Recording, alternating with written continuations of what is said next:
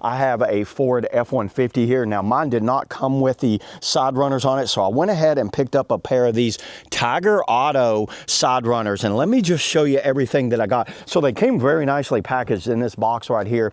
Everything that you needed was contained in here, which was 4 brackets and all of the hardware. Let me show you the instructions on these things, and these were very simple. I actually installed them last night and I just took it for a test drive. It's a little rainy out here today, but you know what? It's a truck. It's supposed to get muddy. Let me show you how easy these things were to install. So here's the brackets. The brackets are 4 and they can be either left or right. And you see there's a driver's side and a passenger side. Now I think, let's see, right here, you see that D right there? That's the driver's side, and that's facing forward. And the other side, the passenger side, actually has a P on it, and it's gonna go towards the front. I'll throw a picture up with what the truck used to look like without these side steps on it, because I mean, it kind of looked like just a bare bones truck. Now it really kind of looks more kind of like a premium vehicle when you see it. And let's just go over the rails itself, then I'll get more into the install. So look how they hid all of the weld. There's no weld marks on these ends.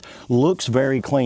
This has a very tough, like rust protectant material on here. These are UV protectant, kind of like hardened like plastic. So these will not fade, or the bars will not rust. And I think the width on these are like 3.5 on the width of these things, and they do curl in. Now you can get them for any type of truck, whether it's a Dodge, a Chevy, a Ford. This is a Ford F-150, and mine is a Supercab, so it doesn't have the Super Crew where it's the 2 doors. So I needed a specific length on mine, and look how clean those wrap around right there.